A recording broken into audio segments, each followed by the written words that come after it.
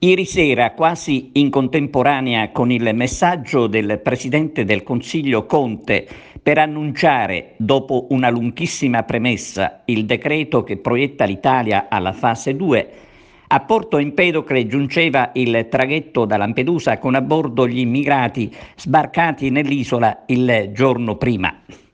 Come è noto, si tratta di 56 persone, comprese donne e bambini, provenienti dal Camerun, Costa d'Avorio, Guinea e Tunisia.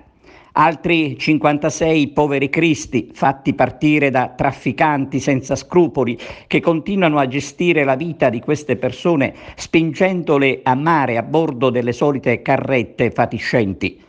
Dopo i primi controlli, gli immigrati sono stati trasferiti a Porto Empedocle con il traghetto di linea con la prefettura di Agrigento a lavoro per ospitare i 56 immigrati in una struttura aperta d'urgenza in una località dell'Agrigentino, ma non a Villa Sicania, come temuto in un primo momento, tanto che il sindaco di Siculiana, Leonardo Lauricella, ha subito smentito, anche perché Villa Sicania non è in grado di ospitare altre persone.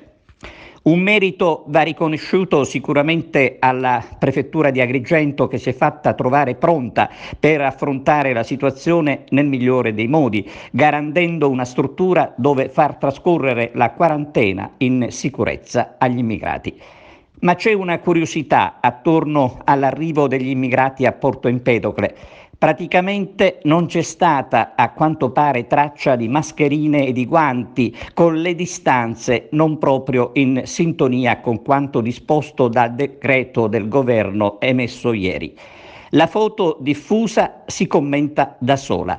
Quanto stiamo dicendo lascia spazio all'ironia e alla satira, perché non può essere accettato che si concede finalmente la possibilità di far visita ai parenti, purché rigorosamente con le mascherine, e poi prestare poca attenzione ai rischi, come nel nostro caso.